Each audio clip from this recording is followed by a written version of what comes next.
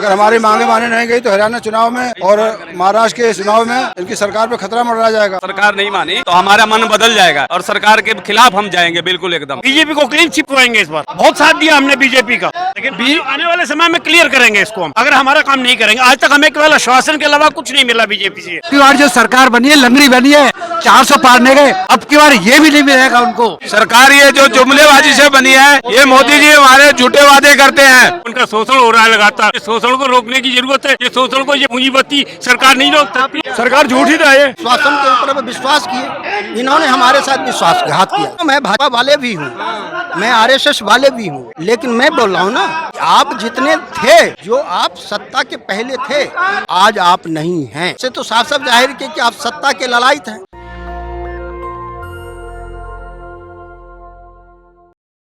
National Dastak आप देख रहे हैं, मैं हूं आपके साथ अबरार रहमानी। जंतर मंतर पर इस समय EPS 95 राष्ट्रीय संघर्ष समिति की ओर से एक बड़ा प्रदर्शन चल रहा है और इस प्रदर्शन में जिस कदर भीड़ है, आप देखिए लोगों का तांता लगा हुआ है। तमाम लोग यहाँ पर मौजूद हैं। इनसे जानते हैं कि आखिरकार इस मुद्दे को लेकर के जो लगातार चर्चा चल रही थी और ख़ास तौर पर ये जो बातें चल रही थी, आखिरकार ये जो आप लोगों का विरोध है ये क्या है और आप लोगों की मांग क्या है, बताइए एक बार। हम लोगों की मांग है EPS 95 पेंशनर की मांग है कि कम से कम 7500 pension plus DA plus husband wife का मेडिकल भत्ता दिया जाए, मेडिकल सुविधा दी जाए। ये पिछले 8 सालों से सरकार से मांग चल रही है, लेकिन सरकार हाँ करती है, ना भी नहीं करती, लेकिन देते भी नहीं है। 200 आदमी प्रतिदिन मृत्यु को प्राप्त हो रहे हैं जो पेंशनर हैं, लेकिन इसके बाद भी सरकार नहीं सुन रही है। ज़िंदगी भर 40-40 साल 42 साल लोगों ने अलग अलग फैक्ट्रियों में नौकरी किया, अपना अंशदान दिया। जितना पैसा कटा हुआ है उस पैसे का अगर हम सिर्फ सिंपल कहीं ब्याज के लिए जमा कर देते तो भी कम से कम 15,000-16,000 हमें ब्याज मिलता। लेकिन हम तो सिर्फ सरकार से 7500 मांग रहे हैं, लेकिन सरकार फिर भी नहीं दे रही है। उसके बाद पैसा भी हमारा होता, लेकिन सरकार फिर भी नहीं दे रही है, बल्कि हमारे पैसे को कहीं और फ्री के रोड़िए में बांट देते हैं। कहीं लाडला बहना योजना, कहीं लाडला भैया योजना चला दे रहे हैं, कहीं किसी को फ्री में दे रहे हैं। ये लाडला दादा लोग नहीं नजर आ रहे सरकार को। 78 लाख पेंशनर हैं, 7.5 से 8 करोड़ 7.5 से 8 करोड़ वो लोग हैं जो अंशदान कर रहे हैं वर्तमान समय में। आप कह रहे हैं कि सरकार फ्री में पैसे बांट रही है, कर्ज माफी कर रही है, लेकिन आप लोगों का पैसा नहीं दे रही है, जबकि हम लोग का हक बनता है। हम फ्री में नहीं मांग रहे हैं, हम लोग तो कंट्रीब्यूशन दिए हैं, कंट्रीब्यूशन दिया। 1000 रुपये जो है ना बुढ़ेप्पा पेंशन हरियाणा में 3000 रुपये, और जिसका अंशदान कटा है उसको 1000 रुपये दे रही, 1000 से 3000 तक। और जो बुजुर्ग है वो मर रहे, उनकी पेंशन नहीं बढ़ा रहे। 1000 लगी तो 1000 से 1 रुपया भी बढ़ाते नहीं। जिसकी 10 साल 1000 है 1000 है, जिसकी 3000 है 3000 है। अभी यहाँ पर जो लोग आए हुए हैं, ये लोग कहाँ से आए हुए हैं, कहाँ 18 प्रदेशों से लोग आए हुए हैं। हम लोग हरियाणा से हैं, 2-3 बसें भर के हम भी लाए हैं, और हमारे आदमी पूरे देश से आए हुए हैं, बुजुर्ग आदमी ऐसे। हरियाणा में तो चुनाव है, हरियाणा में चुनाव है, महाराष्ट्र में चुनाव है। अगर हमारी मांगे माने नहीं गई तो हरियाणा चुनाव में और महाराष्ट्र के चुनाव में इनकी सरकार पे खतरा मंडरा जाएगा। महाराष्ट्र नहीं हरियाणा से ही है। महाराष्ट्र कौन है यहाँ पर? ये सारे हरियाणा। तो इस बार जो हरियाणा में चुनाव है, क्या माने ये जो मांग है आप लोगों की, आप लोग कितने सालों से उठा रहे हैं ये मांग? आप लोगों कितने सालों से? 8 सालों से मांग है। हरियाणा में चुनाव है, क्या इस बार मन बदल रहा है आप लोगों का? क्या वोट की चोट? हमारी मांगे यदि नहीं मानेंगे, सरकार नहीं मानी तो हमारा मन बदल जाएगा और सरकार के खिलाफ हम जाएंगे बिल्कुल एकदम। जितने पे पर मोदी जी तो कह रहे हैं कि हम लगातार काम कर रहे हैं, तमाम लोगों के लिए काम कर रहे हैं, लेकिन हमारा काम नहीं हो रहा, हमें रोटी नहीं मिल रही है। सबका पेट भर क्या करेगा? वो तो नहीं दे रहे हैं, वो जो देना चाहिए वो तो नहीं दे रहे हैं। गरीबों के ही प्रधानमंत्री है वो, यही तो कह रहे हैं। सुन तो लो, सांसदों की 1-1 लाख रुपए पेंशन है, 5-5 पेंशन है, उनकी क्यों नहीं बंद कर देता? कर दे। हम तो कहते हैं उनकी पेंशन बंद कर दे। मजदूरों को दे, जिनका हक बनता है उनको दे। उनको दे नहीं रहे हैं, उनको दे रहे हैं। सांसद लोग जितने बार चुने जाते हैं उतने बार की पेंशन मिलती है, उनको भी एक पेंशन लागू कर दे, बाकी काट देना, वही अमाउंट दे दें इधर। वो क्यों नहीं करते? तो वो तो नेता है ना, आप जनता है, आपको कहाँ से? नेता और जनता नागरिक तो भारत के ही है, फर्क है। तो इस फर्क को आप समझिए ना, यही तो फर्क है। लोकतंत्र में क्यों फर्क है? लोकतंत्र में वोट तो सबकी बराबर है, कोई राजतंत्र थोड़ी चल रहा है यहाँ पे, सबके लिए कानून बराबर है। ऐसा क्यों? नेता को भी तो जनता ही बना रही है। वोट देने के टाइम आप ये सोच करके वोट ये तो करते अब कर रहे हैं ना, अब आ रहा है विधानसभा का आके दिखाएंगे अभी ये नजारा इनको। लोकसभा में देख चुके हैं, बहुत कुछ देख चुके हैं लोकसभा में, अब विधानसभा में दिखाएंगे इनको। अब दिखाएंगे विधानसभा में कि क्या मिलेगा, कितनी सीट मिलेगी। भाजपा कह रही है हरियाणा में क्लीन स्वीप करेंगे वो। बिल्कुल होगा इस बार।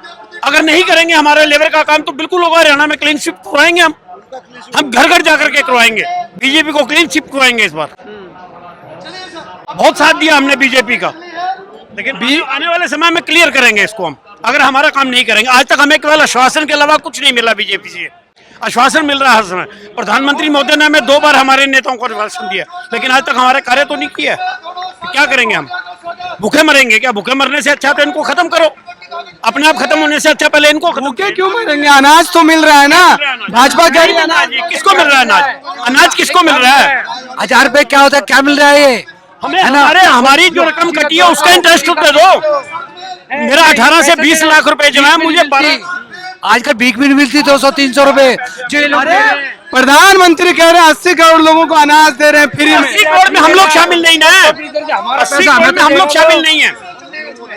हम लोगों का 18 से 20 लाख रुपए पर हेड पैसा कटा हुआ है। 34 साल मैंने नौकरी की है, 34 साल की नौकरी में मेरा 18 से 20 लाख रुपए वहां जमा है। अब 34 साल का मुझे ब्याज तो लगा के दे दीजिए, क्या मिल रहा है मुझे? 3000 रुपए पेंशन मिल रही है मुझे 34 साल नौकरी करने के बाद।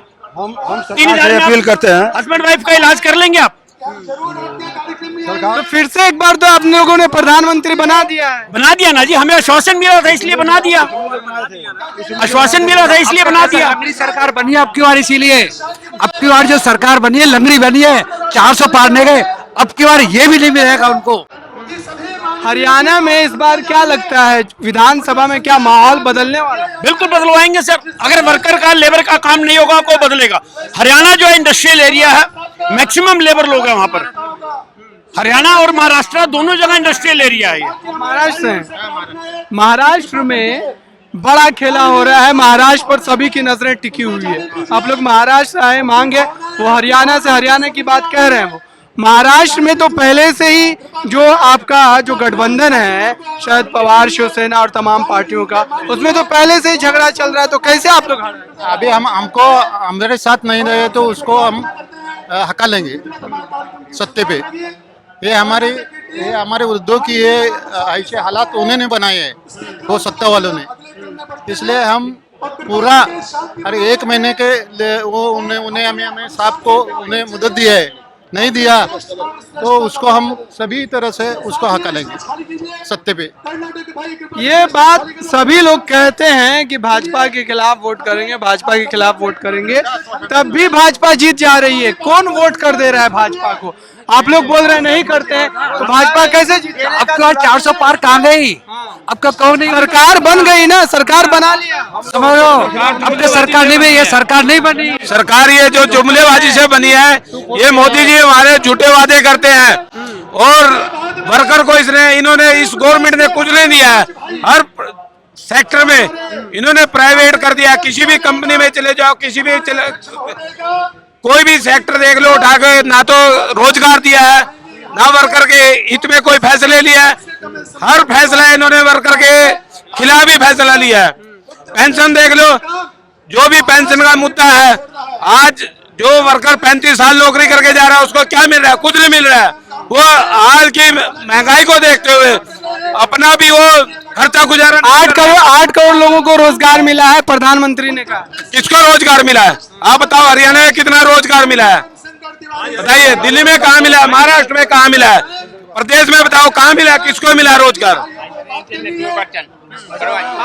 क्या कहेंगे, ये जो आप लोगों की मांग है, इस मांग को सरकार मानेगी? ऐसा है, देश को गुमराह किया जा रहा है, जनता को गुमराह किया जा रहा है। ये 75 साल से ऊपर की मेरी उम्र है, मैंने देखा है ठेकेदारी करते करते लोगों ने अपनी जान दे दी, लोगों ने अपना जो है ना खून पसीना बहा दिया, लेकिन उनको कुछ नहीं मिला। देखते ही देखते मैंने 75 साल से ऊपर मैंने देखा है, 10-10 रुपए की नौकरी की है, 20-20 रुपए, 50-50, 60-60 रुपए की। कहीं प्रोविडेंट फंड नहीं कटा, कहीं किसी का बीमा नहीं हुआ, कहीं कुछ नहीं। पेंशन तो बहुत बड़ी चीज है, पेंशन क्या दूसरों को उनकी दैनिक वेतन जो है वो तक नहीं मिल पा रहा है लोगों को, उनका शोषण हो रहा है लगातार। इस शोषण को रोकने की जरूरत है। ये शोषण को ये पूंजीपति सरकार नहीं रोक आप लोग नौकरी कर रहे हैं, नौकरी भर भर के मिल रही है, अग्निवीर में तमाम युवाओं को नौकरी मिल रही है सरकार का। नौकरी मिल रही है, यहाँ तो हम पेंशनर इकट्ठे हुए हैं ना, पेंशनर का मुद्दा यहाँ है। नौकरी दे रही सरकार अच्छी बात है, लेकिन पेंशनर के बारे में भी सोचे। हम लोग अब तक सरकार के खिलाफ वोट कभी नहीं किए हैं, लेकिन अगर हमारी मांग नहीं मानी गई तो हम उनके खिलाफ भी जा सकते हैं।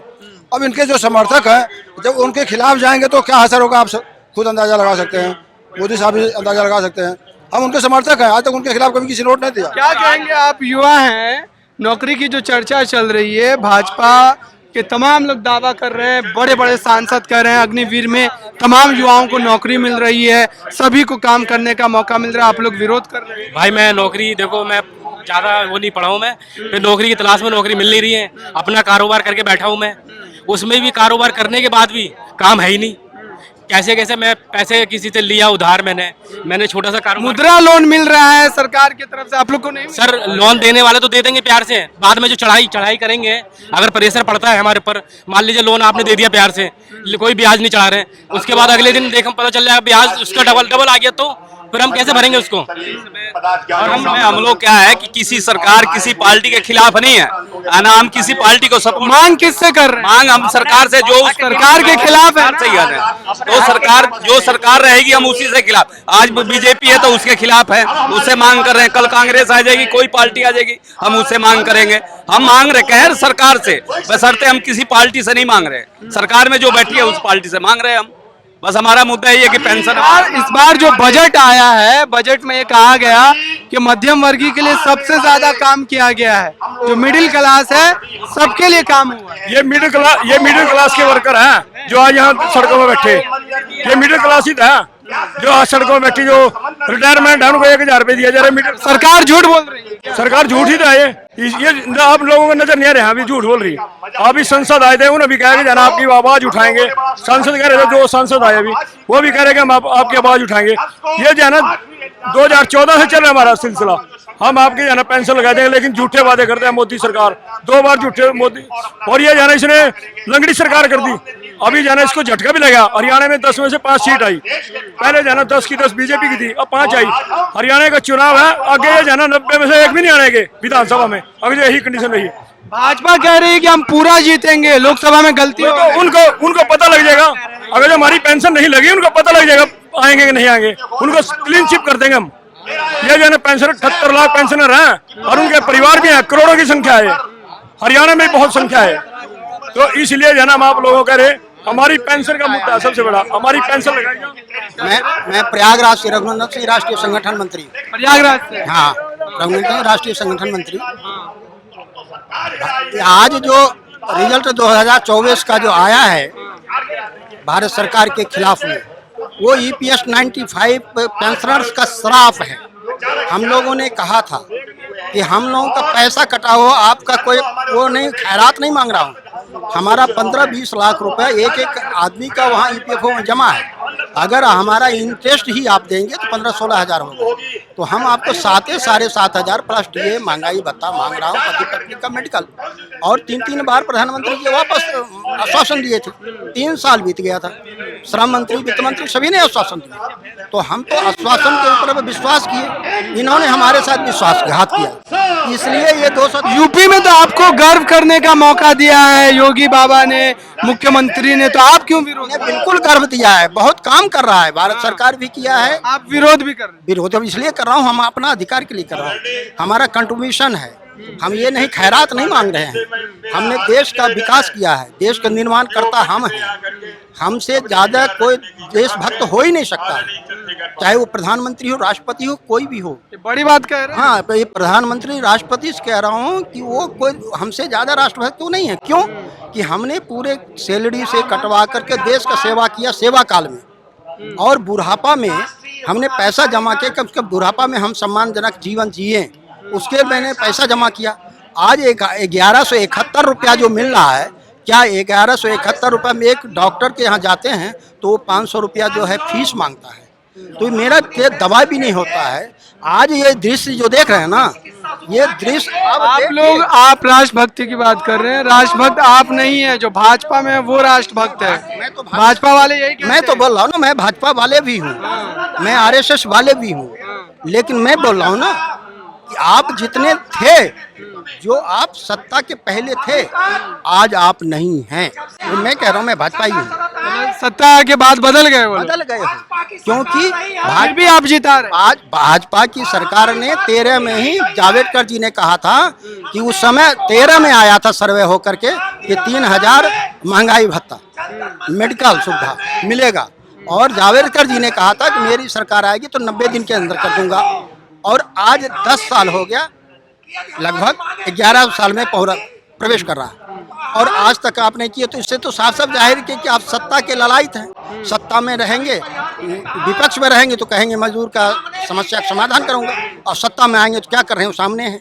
तो इसलिए अभी भी चेतावनी है हमारा EPS 95 का कि अगर आप नहीं किए तो जो भी महाराष्ट्र कोई भी विधानसभा चुनाव है, लोकसभा चुनाव आएंगे, दोनों में हम लोग हर प्रदेश में जा करके आपको गिराएंगे। चलिए, तो ये जो है, ये इनकी जो है राय है, ये यही कह रहे हैं कि सरकार में आने से पहले जो दावे थे, जो वादे थे, उन वादों से सरकार जो है मुकर गई है और अब उनकी बातों को ध्यान तक नहीं दिया जा रहा है। यहाँ पर आप देखिए लोगों का हुजूम है, बड़ी संख्या में लोग मौजूद हैं और जो अपने पेंशन को लेकर के लगातार जो है अपनी आवाज उठा रहे हैं, विरोध कर रहे हैं, सरकार से मांग कर रहे हैं। इस पूरी बातचीत पर आपकी क्या राय, आप क्या सोचते हैं, कमेंट बॉक्स में जरूर बताइए। नेशनल दस्तक की आपसे गुजारिश है कि अगर इसको बचाना चाहते हैं तो नेशनल दस्तक को सब्सक्राइब करने के लिए रेड कलर के सब्सक्राइब बटन को दबाएं, फिर बेल आइकन की घंटी दबाएं। नेशनल दस्तक को बचाने के लिए बहुत जरूरी है कि हर खबर को शेयर करें, लाइक करें, कमेंट जरूर करें।